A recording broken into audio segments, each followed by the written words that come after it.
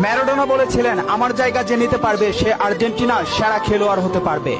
টেভেজ বলেছিল, যে মেসিকে বুঝে না সে ফুটবল খেলাই বুঝে না। ব্রাজিলের পেলে বলেছিল, মেসিকে কখনোই খারাপ খেলতে দেখিনি, সে সবসময় একই ধারে খেলে আসছে। পেপ গার্দিওলা বলেছিলেন, মেসিকে নিয়ে কিছু লিখবেন না, না লিখে ওকে শুধু দেখে যান, কেননা কোনো কোচ বা সিস্টেম তাকে আটকাতে পারে না।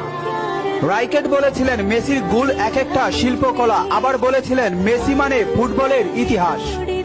ব্রাজিলের রোনালদো বলেছিলেন, মেসিকে অনেক বেশি কমফিট মনে হয়। ফিগো বলেছিলেন, মেসিকে দেখা মানে অর্গজমের পর অবিশ্বাস্য।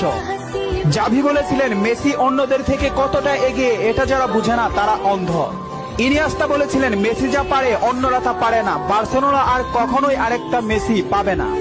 ব্রাজিলের রোনালদিনহো বলেছিলেন, আমি একবার বিশ্ব সেরা হয়েছিলাম, কিন্তু তখনও বার্সার সেরা প্লেয়ার হতে পারিনি, কারণ তখন বার্সাতে ছিল মেসি।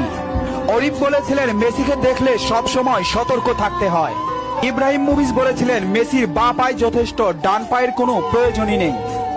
খুলিদ বলেছিলেন, মেসিকে দেখতে পাচ্ছি বলে আমরা ভাগ্যবান, কারণ মেসি ফুটবলের সৌন্দর্য। রোমারিও বলেছেন, ও নিউটন আইনস্টাইনের মতো প্রতিনিয়ত নিজেকে ছাপিয়ে যাচ্ছে। আরজি বলেছেন, লিওনেল মেসি বাস্তবে এত নম্র ও ভদ্র, অথচ মাঠে সে একটা আগুনের গোলা।